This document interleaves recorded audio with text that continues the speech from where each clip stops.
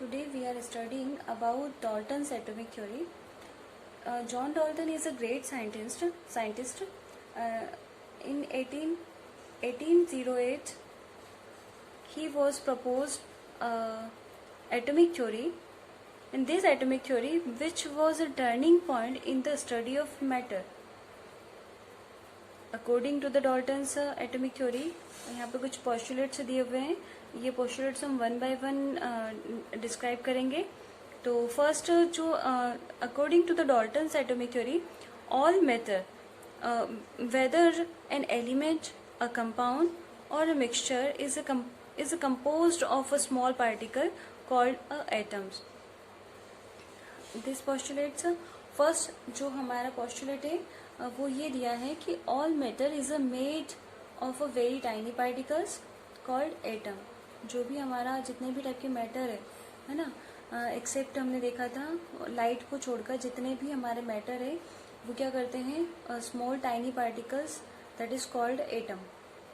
उसका जो सबसे स्मॉलेस्ट पार्ट यूनिट, जो बेसिक यूनिट था जिसे हमने एटम कहा था. अब यहाँ पर है atom are a individual particle that can not be created और डिस्ट्रॉयड इन केमिकल रिएक्शन. कोई भी एटम है वो केमिकल रिएक्शन में कभी भी डिस्ट्रॉय नहीं होता है, ना ही वो क्रिएट किया जा सकता है, ना ही डिस्ट्रॉय होता है. तो ये जो हमारा पोस्टुलेट था, सेकंड पोस्टुलेट जो है, ये पोस्टुलेट अभी जो हमारे न्यू इन्वेंशंस हुए हैं उसमें ये एप्लीकेबल नहीं है. बट एट दैट टाइम ये हमारा जो पोस्टुलेट है ये काफी एप्लीकेबल था और काफी मतलब एक यूजफुल फॉर्म में इसको अप्लाई किया गया था हर एक केमिकल रिएक्शंस में. लेकिन अभी ये एप्लीकेबल नहीं है. अब यहाँ पर अब सेकंड थर्ड वाला देखते हैं. Atoms of different element have different masses and chemical properties. तो एटम्स क्या है, वो different elements have different masses.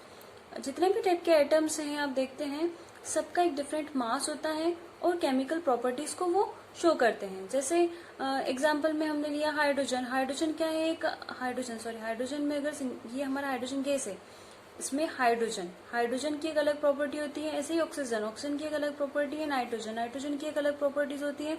इनका मास भी डिफरेंट होता है. अब यहाँ पर थर्ड फोर्थ वाला देखते हैं. Atom combine in the ratio to form a whole numbers to form a compounds. यानी कि जब भी एटम से कंपाउंड का फॉर्मेशन होता है तो एक स्मॉल होल नंबर को भी बियर करता है. कैसे, जैसे कि हमने O2, it's a form a H2O. तो यहाँ पर स्मॉल होल नंबर क्या होगा, इसके सामने कुछ नहीं है, दैट मीन्स वन मोल. ठीक है, इसके सामने कुछ नहीं है, 1 मोल. तो 1 मोल फॉर्म कर रहे हैं 1 मोल वाटर मॉलिक्यूल. यानी कि 1 मोल हमारा हाइड्रोजन और 1 मोल ऑक्सीजन, ये 1 है. ठीक है, इसको 100 मत समझ लेना या फिर 10 मत समझ लेना. तो 1 मोल इन 1 मोल इट्स अ फॉर्म जो 1 मोल वाटर मॉलिक्यूल को ये फॉर्म कर रहा है. ठीक है, तो ये हमारा एक क्या बोला इसने, स्मॉल वोल नंबर. तो ये वोल नंबर में रहेगा, हमेशा वोल नंबर में रहेगा. कभी भी आपने ऐसा नहीं देखा होगा केमिकल रिएक्शन में. आगे जब हम अपग्रेडेड क्लासेस में हम इसको स्टडी करेंगे तो कभी भी आपको ऐसा रिप्रेजेंट नहीं करेगा कि हाफ O2 इसमें पार्टिसिपेट कर रहा है. नहीं, ये रेशनल नंबर नहीं शो होगा, हमेशा वोल नंबर में ही हमारा सिंपल जो एटम्स हैं वो पार्टिसिपेट करेंगे और एक वोल नंबर कंपाउंड ही फॉर्म करेंगे. ठीक है, तो ये हमारा जो लास्ट सेकंड वाला है, इसका एग्जांपल यहाँ अपर में मैंने दिया, ऊपर लास्ट वाला है. The relative number in kind of atoms are constant in a given compound. यानी कि हम जो हमारा वाटर है वो हमने डिफरेंट सोर्स से जब लिया था. सोर्स हमारा कुछ भी हो सकता है, रिवर, पॉन्ड, लेक, सी वाटर, है ना. तो सबका जो सोर्स डिफरेंट सोर्स से जो वाटर था, वाटर क्या है, constant. Atom kind of atom are constant in given compound. यानी कि रिलेटिव नंबर उनका क्या था, सेम था. ये जो हमारा परसेंटेज था वो ऑलवेज हर एक पॉइंट पर वो डिनोट करेगा ही. ठीक है, तो ये सिंपलेस्ट रेशियो हुई. हमें हर एक सोर्स से वही रेशियो में हमें वाटर फॉर्मेशन मिलेगा. अब यहाँ atomic theory was able to explain the 2 law of chemical combination. Chemical combination में जो 2 लॉ हमने देखे थे, उन दोनों लॉ को ये जो डॉल्टन्स एटॉमिक थ्योरी एक्सप्लेन कर पाया है। तो यहाँ पर फर्स्ट लॉ है the law of conservation of mass. Law of conservation of मास से रिलेटेड ये इन पोस्टुलेट्स में से कौन सा जो हमारा कंजर्वेशन ऑफ मास को प्रेजेंट मतलब एक्सप्लेन कर पा रहा है, तो वो पोस्टुलेट रहेगा हमारा सेकंड पोस्टुलेट।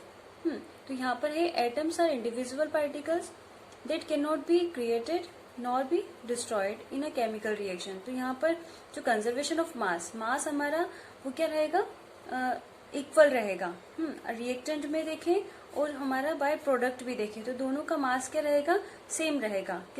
तो ये वाला जो पोस्टुलेट है, सॉरी ये वाला जो केमिकल कॉम्बिनेशन है वो कौन सा पोस्टुलेट प्रेजेंट कर रहा है, जो कि सेकंड जो हमारा पोस्टुलेट है। और नेक्स्ट वाला लॉ ऑफ कांस्टेंट प्रोपोर्शन।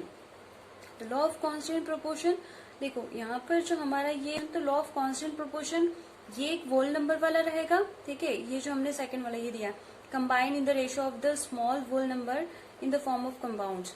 और लॉ ऑफ ये सेकंड कांस्टेंट लॉ के लिए ये वाला भी एक रहेगा, लास्ट वाला postulate, the relative number and kind of atoms are a constant in given compound. तो ये दो जो रहेंगे पोस्टुलेट्स वो किसको रिप्रेजेंट कर रहे हैं, constant proportion. 5.3 gram of sodium carbonate react with 6 gram of ethanoic acid. They produce where 2.2 gram of carbon dioxide and 0.9 gram of water and 6.2 gram of sodium ethanoate. Show that these observations are the agreement with the law of conservation of mass. Law of conservation of मास को ये मतलब ये जो observation है law of conservation को exactly show कर रहा है या नहीं, ये क्वेश्चन इसमें पूछा है। तो यहाँ पर आप देख रहे हैं in this reaction sodium carbonate react with 6 gram of ethanoic acid. Sodium carbonate देखो सिंपली फॉर्म में Na2CO3 प्लस यहाँ पर देख रहे हैं react with ethanoic acid, ethanoic acid का C2H5COH प्रोड्यूस ये फॉर्म कर रहा है 2.2 gram of carbon dioxide CO2 plus water H2O and sodium ethanoate. तो सोडियम एथेनोइड का फॉर्मूला है C2H5CONA। तो अब यहाँ पे हम देख रहे हैं कि ये जो सिंपल सा एक फॉर्मूला है जो कि ये यहाँ पे रिएक्टेंट है, इधर साइड में प्रोडक्ट है। तो यहाँ पर ये जो हमारा सोडियम कार्बोनेट है, सोडियम कार्बोनेट का जो ग्राम में दिया हुआ है क्वांटिटी कितनी दी हुई है 5.3 ग्राम सोडियम कार्बोनेट। नेक्स्ट दिया है 6 ग्राम ऑफ एथेनोइक एसिड। ये जो एथेनोइक एसिड है ये 6 ग्राम दिया हुआ है, ठीक है। अब देखो प्रोडक्ट जब फॉर्म होता है तो फर्स्ट यहाँ पे T इक्वल टू 0 टाइम, जब 0 टाइम था तो हमारा प्रोडक्ट कुछ भी नहीं फॉर्म हुआ। यहाँ पे 0 ग्राम है, ये भी 0 ग्राम है, ये भी 0 ग्राम है। आफ्टर T टाइम, कुछ टाइम बाद जब ये रिएक्शन इसमें होना स्टार्ट हुआ तो T टाइम बाद क्या हुआ कि ये जो हमारा रिएक्टेंट था ये टोटली कंज्यूम हो चुका है। टोटली कंज्यूम हो चुका है और प्रोडक्ट फॉर्म हो गया। प्रोडक्ट फॉर्म कितना हुआ, कार्बन डाइऑक्साइड 2.2 ग्राम, वाटर 0.9 ग्राम और जो एथेनोइक एसिड सोडियम एथेनोइट है इसका है 8.2 ग्राम, ठीक है। तो यहाँ पर हम एक चीज यहाँ पे नोट करो आप लोग कि हमने फर्स्ट इसने बता दिया, क्या बोला इसने, law of conservation of mass. तो law of conservation of mass क्या बोलता है, before the reaction and after reaction, before the reaction and after reaction जो हमारे प्रोडक्ट जो हमारे कंपाउंड रहेंगे उनका मास क्या रहेगा, इक्वल रहेगा। तो यहाँ पर अब इक्वल कैसे इक्वल रहेगा, मतलब कि ये जो मास आपको यहाँ पे दिख रहा है इन मास को हम ऐड करेंगे। ऐड करने के बाद हम यानी कि लेफ्ट हैंड साइड वाला ऐड करके हम मास को देखेंगे और राइट हैंड साइड वाला जो हमारे प्रोडक्ट है उनकी मास को हम प्लस करके चेक करेंगे कि दोनों साइड हमारा मास सेम है या नहीं, ये हमें सिर्फ बताना है, ठीक है। तो यहाँ पर हम देखते हैं 5.3 एंड 6 इक्वल टू 11.3 ग्राम, ठीक है, 11.3 ग्राम यहाँ पर निकला टोटल, इन दोनों को प्लस किया तो। और left hand side, right hand side को चेक करते हैं, तो 8 and 2 10, 9 2 9 11 12 12 का 2 11 12 का 1 11 सॉरी 11 का 1 कैरी 1 इक्वल टू 3। तो ये जो हमारा इस साइड पे निकला, हमारा मास कितना निकला, 11 ग्राम निकला। तो हमने यहाँ पे ये चीज देखा, तो इससे हम ये कह सकते हैं क्या क्या यहाँ पे जो हमारी रो रहेगी वो ऐसे लिखेंगे उसको, their total mass before the reaction and total mass after the reaction, total mass before the reaction and total mass after the reaction. तो यहाँ पर दोनों का मास जब हम चेक करते हैं तो फाइनल रिजल्ट क्या निकलता है, फाइनल रिजल्ट निकलेगा hence the given observation are the agreement with the law of conservation of mass। ठीक है, तो ये हमने यहाँ पे प्रूफ करके दिखा दिया। क्वेश्चन क्लियर हुआ। नेक्स्ट क्वेश्चन है, hydrogen and oxygen combine in the ratio of 1.8 1:8 by the mass to form water, and what mass of oxygen gas would be required to react completely with 3 gram of hydrogen gas। देखो यहाँ पर जो आपको एक ये question दिख रहा है, इस क्वेश्चन में क्या फॉर्म हो रहा है, प्रोडक्ट रिएक्टेंट क्या है, हाइड्रोजन और ऑक्सीजन कंबाइन इन रेशियो। तो hydrogen in oxygen combine in ratio, कितना रेशियो में, 1:8 रेशियो में यहाँ पे कंबाइन हो रहा है। ठीक है, ये रेशियो हमें यहाँ पे दिख रहा है। By the mass to form of water, क्या फॉर्म हो रहा है यहाँ पर, वाटर, H2O। तो यहाँ पर हम देखो law of conservation of mass क्या कहता है, यहाँ पे रिएक्टेंट का जो मास है कितना है टोटल, 8 and 1। तो यहाँ पे प्रोडक्ट का मास भी एग्जैक्टली देखें तो 9 ही रहेगा, 9 ही होगा ना, ऐड ही करेंगे ना, इस साइड हमारा 9 है, दैट मीन्स इधर भी हमारा 9 ही होना चाहिए। तो हाँ, सेकेंड इसने क्या बोला है, what mass of oxygen gas would be required to react completely with 3 gram of hydrogen। यहाँ पे देखो इसने बोला है 3 ग्राम ऑफ हाइड्रोजन को कंज्यूम करने के लिए 3 gram of 8 gram oxygen consume करेगा, है ना।